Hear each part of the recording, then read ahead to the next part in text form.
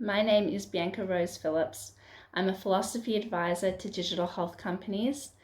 I'm very fortunate to be able to serve on boards and hospital subcommittee in the field of digital health.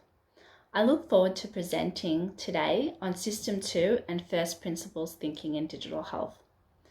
I'm a lawyer practicing at a firm called ClearPoint Legal in Melbourne, Australia. I also enjoy teaching law. I've been teaching law for the past decade and have had the distinct privilege of being able to teach across a diverse set of subjects, with health law being just one. I've taught in some 20 different law subjects at the tertiary level: administrative law, statutory interpretation, civil procedure, criminal law, and more. I run masterclass strategy sessions for digital health companies via my digital health think tank. A lot of the concepts that I'm going to talk about in today's presentation are from my new book called Making the Digital Health Revolution: Structural Elements and Logical Methods. Now, chapter 4 of the book was recently published in ICT and Healthcare and can be accessed online. So following today's presentation, I recommend that you take a look at the article, and if you have any questions, please do connect with me. I'm on LinkedIn and on Instagram at Digital Health Think Tank. Additional articles, links, and ideas can be accessed on my website, biancarosephillips.com. Let's talk about the topic today. This is a presentation about System 2 thinking, how lawmakers think and make decisions in digital health. System 2 thinking relates to both the superficial and deep analysis of topics, whereas System 1 thinking is more about our immediate intuitive judgments. A lot of the thinking that we do day to day as consultants and advisors involves System 2 thinking. Regardless of our immediate opinions or any bias, conscious or unconscious, that we might hold about a topic, a system that we're working on, we're required to put that aside and focus on our reasoning and analysis under System 2 and to be objective at all times. Today, I'll discuss how these systems 1 and 2 interact and impact the field of digital health. And I'll talk about the research that I conducted to better understand how important decisions are being made in the field of digital health to support even billions of dollars of investment in a given technology.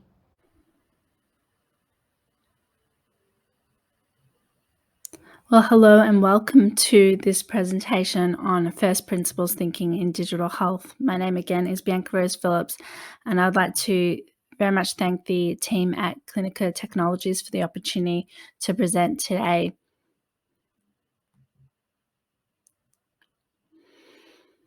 I'm thrilled to join the presentation, to join the summit, talking about first principles thinking, which is a topic that I've been exploring in some detail over the last few years. And today will serve as a primer on the topic. The topics that we're going to talk about today include the choices for humanity, the boundaries of human endeavor in the field of digital health, codifying decision-making practices, and articulating what we call first principles thinking in digital health.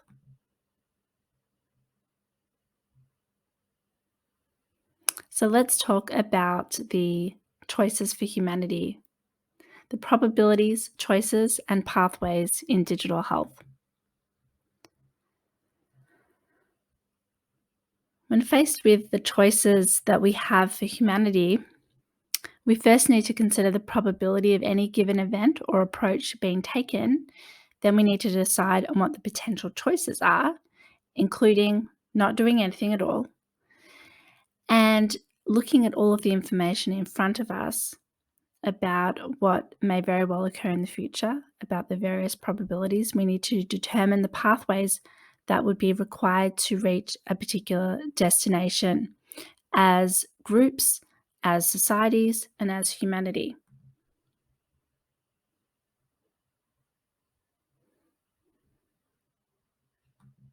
So looking at the digital health field, we can predict with some probability that that humanity is going to explore potentially extreme boundaries in terms of human endeavor. For example, in the field of gene editing, in areas of artificial intelligence, where humans have uh, already tried, attempted to engage in what we would call extreme practices that many would consider to be too soon and before our time. We can see that humanity has a tendency to push limits. And so we will need to decide, we will need to make choices about how far we go, and what we need to be doing.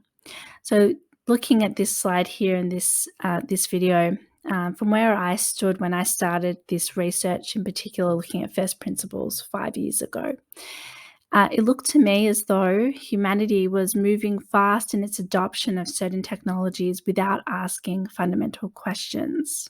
Kind of like this video here of the depicted robot or person running forward without the various pathways being articulated. And so from where I stood when I began the research, I saw that we needed to, and I still believe now, after conducting the research, that as humanity, as people, we need to take a step back to consider carefully the probabilities of various events and the choices and pathways that we're going to walk down. And this really requires us to consider deeply the first principles that will determine how we assess the various choices that are up ahead.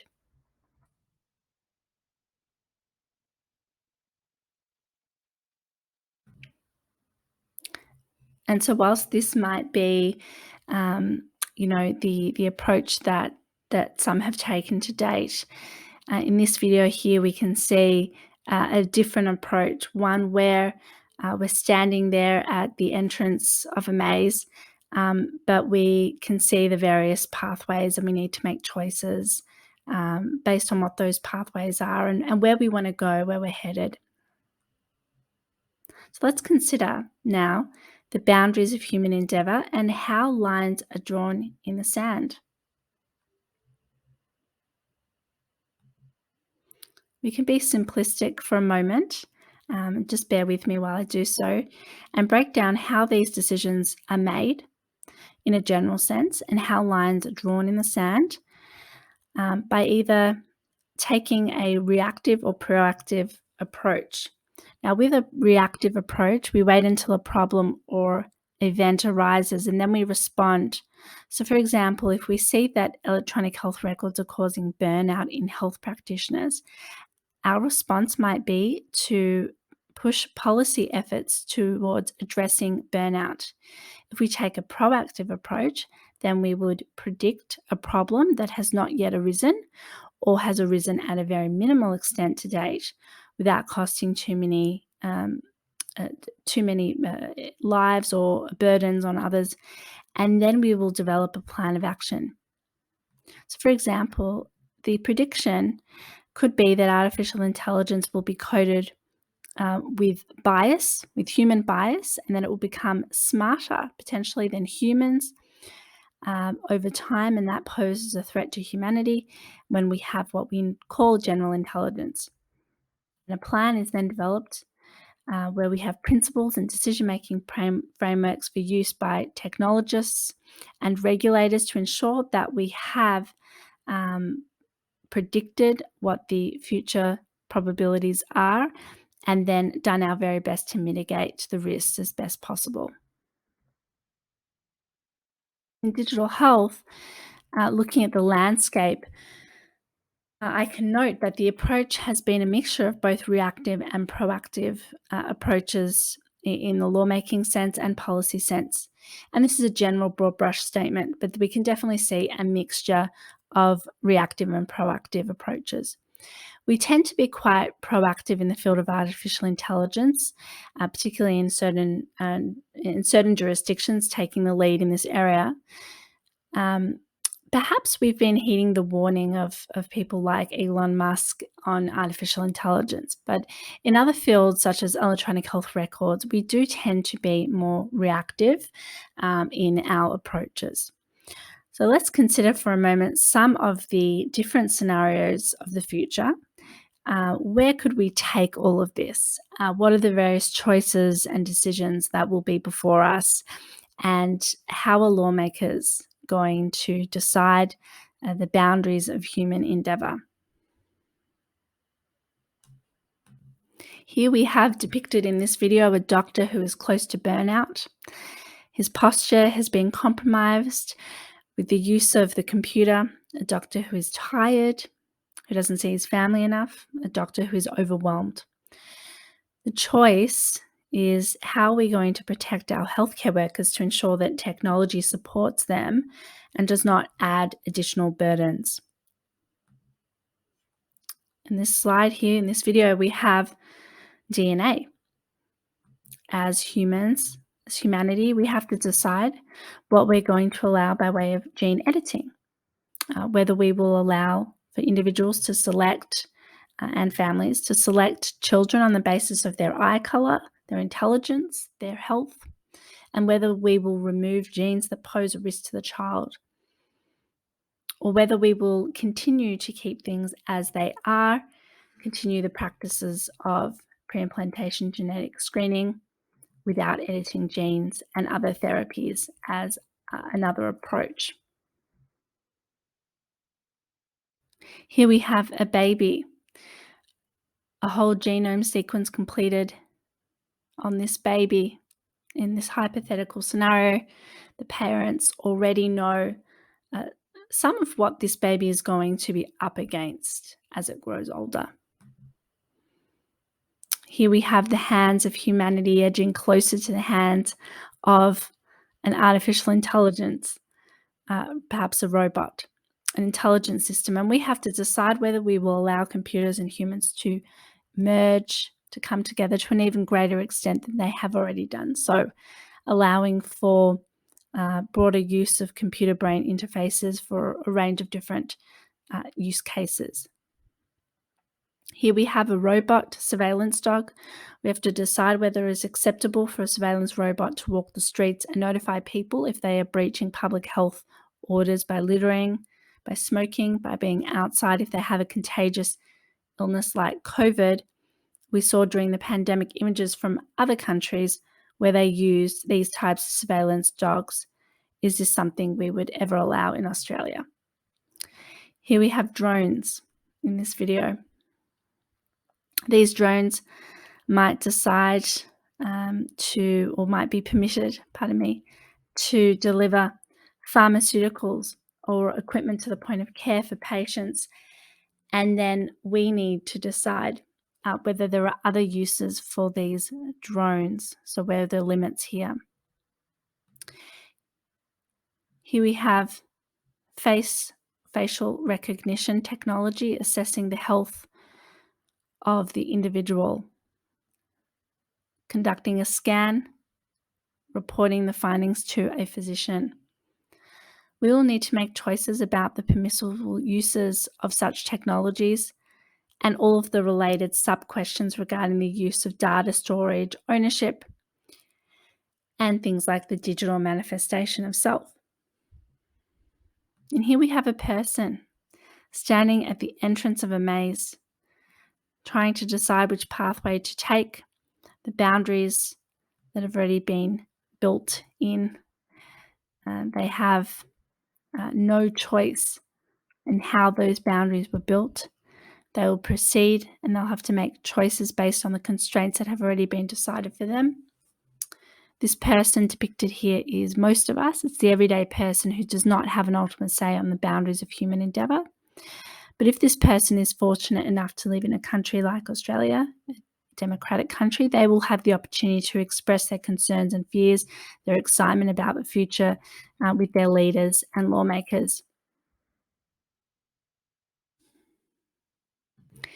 Now, I've provided here some quite out of the box examples, you could say, to really get you thinking about the complexity of the choices ahead for lawmakers and other decision makers, such as administrative decision makers and companies, to understand that it is not an easy task deciding where those boundaries should be, and also to remind us that we are fortunate enough to have the ability to have much of a say in Australia. And there are ways that we can better communicate with lawmakers, with decision makers who are tasked with these choices, with these difficult decisions. We can better collaborate with them, as challenging as it can be to put feelings aside, to put our system one thinking aside. If we look at the bigger picture and we focus on some system two aspects, we can actually improve how we collaborate with these decision makers. Now, if, like me, you're interested in understanding and improving System 2 thinking within organisations and governments as it applies to digital health, then you would appreciate that the only way to improve System 2 is to attempt to codify decision-making processes and put those into a framework. You have to decide the level of generality or specificity at which you will codify your observations. In my research and my book, I decided to codify my observations by way of what constituted the first principles of decision making, which are divided into the following areas: the revolutions of digital health, the pillars of those revolutions, the broadly stated elements or steps that will be travelled down by lawmakers, and logical methods that lawmakers will use to support their justifications regarding the above mentioned. First principles may be viewed from an outside observer as being too abstract to be helpful. But what first principles thinking requires us to do is to talk about what we understand at a very fundamental, foundational level. It requires us to think critically about how successful systems are built at that very foundational level. And this has certain benefits that I'm going to discuss.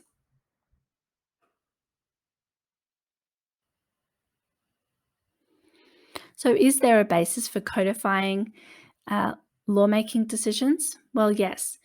In addition to what I've already stated, in the prior art literature, we can see the suggestion from other theorists and practitioners that this kind of work be completed, not only in a general sense across various disciplines, but also in the fields of science and healthcare. And I detail some of that history in chapter 3 of my book. So, to what end? Why undertake this task of codifying decision making processes to understand the foundational thinking, or what we call first principles thinking? Well, it helps you appreciate what can be observed from the outside looking in, and you then uh, have to really face your thinking process. It allows you to really step back and see things objectively, to the point where you really need to consider the foundational aspects of your thinking. It allows us to summarize observations of a field and inform those who might be interested in learning. And it's helpful for consensus building because you're able to look at the foundations upon which decisions are made. And then potentially schools of thought could be built around those foundational principles, those fundamental ideas. But you can more easily, in my opinion, gain consensus around foundational principles than you will probably be able to do with frameworks that go into the nuances and specifics that attempt to analyze the meaning of every word within a document. If you can get to the really core of things, if you can go to that foundational level, in my experience, it is easier to achieve some form of meaningful consensus. And then from that stage moving forward, you do need to then delve into more of the specifics that is going to be necessary in order to actually action that framework into practice. So, how do we possibly codify decision making processes? Well, the research methods are somewhat limited too. Number one, research studies on participants looking at how they make decisions, or two, a review of historical materials and observing decision making processes from what's on the record, or through requests for further information to supplement what is on the record. And number three, interviews with decision makers by way of perhaps semi structured interviews. Now, the question is, how do we reach any form of conclusion or meaningful conclusion when we conduct this type of work to codify decision making processes? Well, you can reach a working hypothesis, and what you can do is describe what you have observed or learnt in the process of codifying decision making processes. And secondly, you can also develop a normative model, which is a model based on what the decision making processes ought to be, rather than a descriptive model which states what they are. Because once you have observed a field or observed decision making processes in a case study, when you then go on to develop a normative model, it is at least based on something. It's based on observation rather than just broad ideas about how the world should function. It's based on looking at um, the way things are done, the way things get done, and then putting forward a suggestion of how it ought to be, which, in my view at least, I think that creates a much stronger argument for a normative model, because you're really critically analysing the strengths and limitations of the models that are used today. And then, finally, when you have your working hypothesis, your foundational principles codified, then companies, decision makers can take these first principles and engage their own learning and practices from there. And that's really for them to then make decisions about how they'll turn those foundational principles into and how they'll use that to improve what they're doing, to change what they're doing, or perhaps they won't act at all, but they will make that choice. And at this point, it is certainly advised that they have, a consultation, consultants available to assist them in going about actually turning any frameworks into some action steps from then forward. Now, despite the fact that this type of research might sound very interesting, and I certainly find it very interesting, and that's why I devoted quite a few years to looking at these questions of system two, first principles thinking in digital health. The reality is that when you engage in this type of analysis of system two and first principles, you will be subject to both critique and criticism, many of which is quite valid and has to be understood as you or before you embark on this research, to understand very, very well what people think about this kind of work in advance. So there are examples, we can see it in the prior art literature, of what people state and how they oppose the use of any form of codification practice where you develop a framework. So one of the comments that is made is that frameworks oversimplify complex human decision making. The next is that a broad framework has little practical utility. So if you state or codify the framework at a level of generality that is too broad, it has little practical utility. The third is that if you go too deep and you're too specific in your framework, that will actually burden decision makers and takes, in a sense, their ability in some way to make decisions based on their own know-how, intuition, and wisdom, because you're providing these detailed frameworks for how they need to go about making decisions. The next is that rationality does not always win. Some will say that we need to allow the intuitive system one, which is our intuitive system, to sometimes make the call. The next is that we can't reach meaningful consensus on a pathway forwards if our frameworks are so detailed that we're arguing over the constructions and the meanings of the words. So there are various issues here. We could put a framework in front of a legal academic, well versed in interpretation in methodology, which is a specialty in law, and they would be able to quite quickly tell you at least 7 different constructions for even just one word within a document, yet alone the entire document itself. So a construction being the various possible meanings. And so faced with a framework that is highly detailed, you can imagine the kind of contest that will come up when you put that out into the world. So these critiques are all valid in their own right.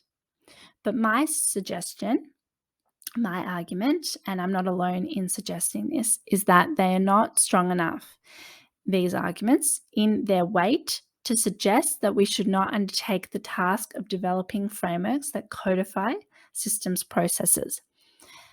It's the only way, I believe, to reflect on how things get done and to improve. It's also going to be imperative that we do this kind of work to help the development of AI systems so that we can train them on human processes. So we do have to, at some point, codify the human process in order to be able to train AI. It's also a very challenging task. Not many people out there are going to have the time, energy, and resources to do this kind of work. So there are numerous academics out there in the world that have done this work, including myself, but there aren't many of us. This is quite unique research. There aren't many who have the interest, willingness, and time to do this kind of work. So I think that the academic institutions are going to play a really important role here because they perhaps would have the resources to do this kind of research work and codify these processes. I put forward the suggestion in my book that moving forward, frameworks could be used as a tool rather than as mandatory or as guidelines. But as you probably know, this is not the norm. Usually, frameworks that are developed and then placed into policies are expected to be followed by administrators and employees. Okay, so let's just step back for a moment. So far, I have suggested that System 2 thinking in digital health can be codified, that the codification usually happens through the development of what we call frameworks that capture first principles and other principles. Next, I've suggested that such development of these frameworks to codify System 2 is open to critique, but they are still necessary, regardless of that critique, to improve System 2 thinking in digital health, and that this work should be conducted. So, looking at this in a practical context, we know that digital health companies have been developing their own systems frameworks. We know that academics have been doing that as well, and that governments have been creating decision frameworks. But we are at the mercy of government-developed frameworks because they are either binding in some way or expected as best practice. So the question that I really wanted to understand in my research was, what is the System 2 thinking process of lawmakers in digital health rather than decision makers more generally? I wanted to understand whether it could be codified and whether there were some master principles for digital health that we could capture in a framework. And by master principles, I mean foundational first principles that we could codify. So today I want to share with you the first principles that were observed in my research in the case study that I completed on the My Health Record system in Australia. The way that I went about this research was to conduct a review of what is called extrinsic materials. These are lawmaking materials that are available on the public record that describe the lead up to implementing a law. And I wanted to look closely at the justifications that were being given for the My Health Record system, what was being stated to advance the suggestion that it would be beneficial for the Australian healthcare system, for individuals, for society, and the arguments posed against the system, and then looking to see whether there were any first principles that were highlighted or came through based on the domains that I mentioned earlier. So looking at these categories, what are the revolutions in digital health, the pillars, the core elements from the lens of legal jurisprudence. So, and by that I mean, what are the elements, what are the pathways that we're going to walk down, that lawmakers are going to walk down, but from the angle of legal philosophy, and what are the logical methods, that were used to justify decisions. Articulating first principles. When you go about stating first principles and then you share them with the world.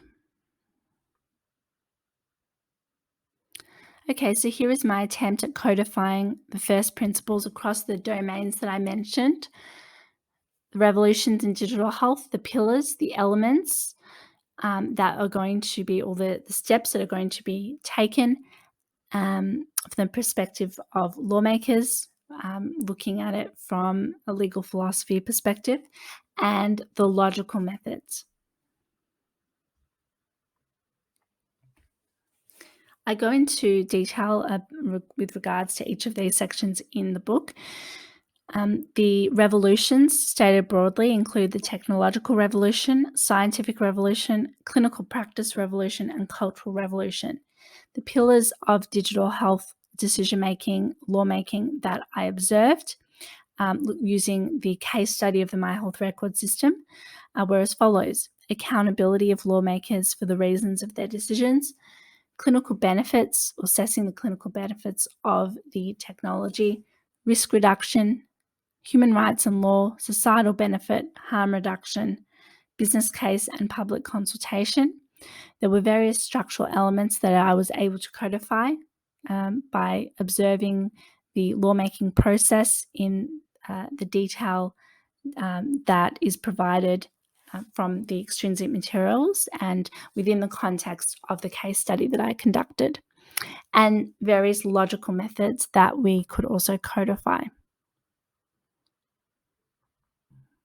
This slide here goes into some more detail with regards to the logical methods. And really here we're talking about the types of evidence that were used to support arguments in favour or against the My Health Record system and its predecessor, the PCEHR system. So here I was able to, looking at the sample of extrinsic materials that I collected for this study, state the types of evidence that was used in support of the My Health Record system and the PCEHR.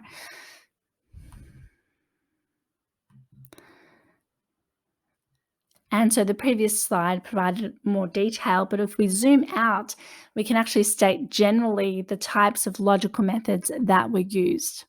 Okay, so we can look at all of the documents that were relied upon in or mentioned as part of the extrinsic materials, and then zooming out, taking a broader lens, we can then actually state generally the types of logical methods that were used, which include as follows: citing numbers and statistics, deferring to the position of law reform bodies or other reputable organisations, referring to the lawmaker's own opinion, emotive language, referring to studies, pointing out logical fallacies or even committing a logical fallacy, referring to judicial decision-making to support reasoning, playing the devil's advocate, looking at both sides of an argument. Incommensurability, attempting to balance competing values, psychologically minded or not being psychologically minded in one's approach, providing anecdotes and storytelling, which was a very strong type of reasoning technique that was used as part of the My Health Record System and PCAHR, based on, and I have to be clear on this, on the sample that I explored. And obviously, the bigger the sample, then you're able to conclude more definitively on these types of matters. Analogical reasoning, which is looking at scenarios and comparing similar scenarios, bringing arguments to a level of generality, and making broader statements based on specifics, using experience and tuition to support an argument, stating and talking about one's wisdom and understanding of a field. Non-assumptive thinking or assumptive thinking. Assumptive thinking is when you might jump to conclusions, whereas non-assumptive thinking is when you might stop, pause, and say, look, I'm not going to make assumptions here before I have further details. And another approach is not being emotive, in fact, putting facts over emotion.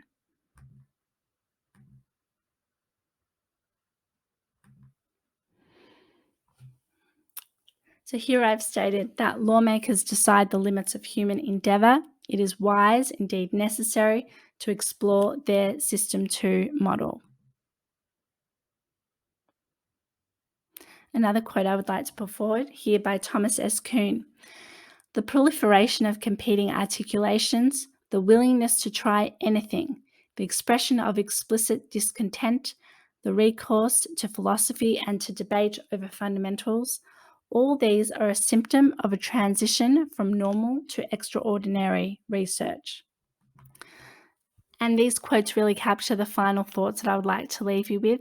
The first quote being that lawmakers are deciding the limits of human endeavour, and so we should be looking at their System 2 model and putting forward some suggestions for improvement. Remembering that we want to collaborate where possible, and when we put forward an idea for change, we need to ensure that we're being objective in our assessment. In fact, conducting this research really showed me how important it is to take a step back. I think the My Health Record System was quite a heated topic.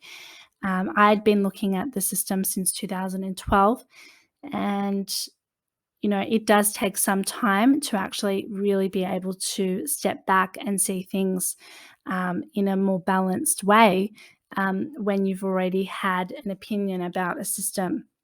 And we all have opinions.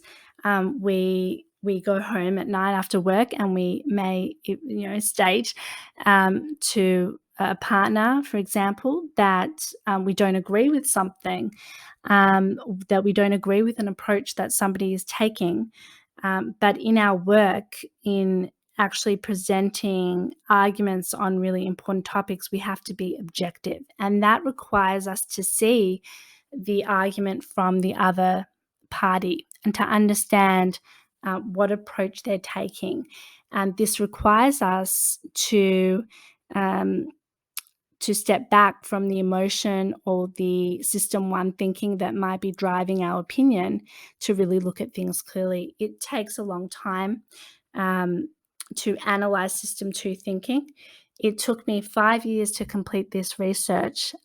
Granted, I was working at the same time that I was doing this research in the evenings, but it really showed me how hard it is to gain a sense of what is taking place in the decision-making area. And that I don't think that any ordinary person who has a job would have the time and probably may not have the interest in doing this kind of research over several years to gain a snapshot to then be able to codify decision-making processes.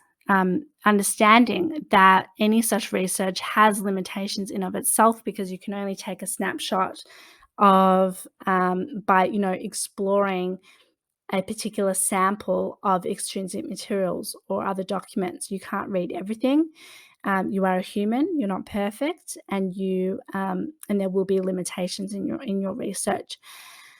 So I do think it's important that we explore system two models, system two thinking. It is challenging work. I think that academics can play a key role in doing this, and I think we have an obligation to share our findings with the public, and that is why I'm really grateful for the opportunity by Clinica Technologies today to do so and share this research more broadly with the public, with the digital health community.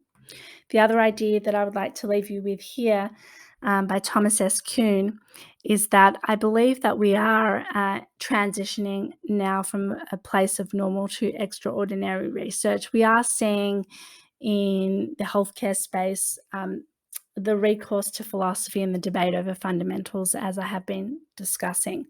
And because of that, and because of what I've noted in the field, I think that there is going to be some really quite fascinating work taking place over the coming years in the field of digital health. So a good space to be watching over the next 5 years at least. Thank you very much for attending the presentation today on First Principles Thinking in Digital Health. Again, I'm Bianca Rose Phillips. It's been such a pleasure to be here with you. If you would like some more information, you can follow Digital Health Think Tank on Instagram and LinkedIn. On Instagram, the tag is at Digital Health Think Tank. On LinkedIn, Digital Health Think Tank, Philosophy and Ethics Services. Connect with me via LinkedIn, and you can book a discovery call with me via my website, which is biancarosephillips.com. There are materials available providing chapter 4 of my book, which is available for free online through ICT and Health. So if you connect with me, I can provide you with a copy of chapter 4 of the book for free, so that you can read in more detail from what we talked about today. Thank you.